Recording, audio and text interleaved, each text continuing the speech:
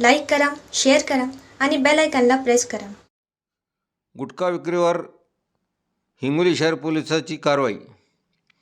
हिंगोली शहरातील राजू सातो सभागृहासमोर शेख समीर शेख कदीर हा गुटखा विक्री करत असताना आढळून आल्याने त्याच्यावर हिंगोली गुन्हा शाखाच्या वतीने कारवाई करून गुन्हा दाखल करण्यात आला.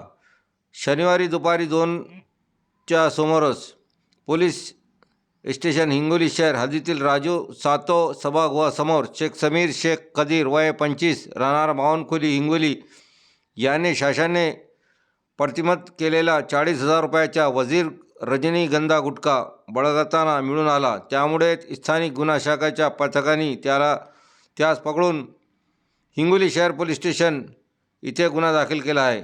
सदर कारवाई पोलीस अधीक्षक जी श्रीधर, अपर पोलीस अधीक्षक अर्चना पाटील, पोलीस निरीक्षक विकास पाटील यांच्या मार्गदर्शनाखाली गुन्हा शाखाचे सहाय्यक पोलीस निरीक्षक शिवश्याम घेवारे, अंमलदार नितीन गोरे, राजू ठाकूर, नरेंद्र साळवे, आझम प्यारेवाले, आकाश टापरे, प्रशांत वाघमारे यांनी केलेली आहे. एसीओ न्यूजसाठी अनिस अहमद, हिंगोली.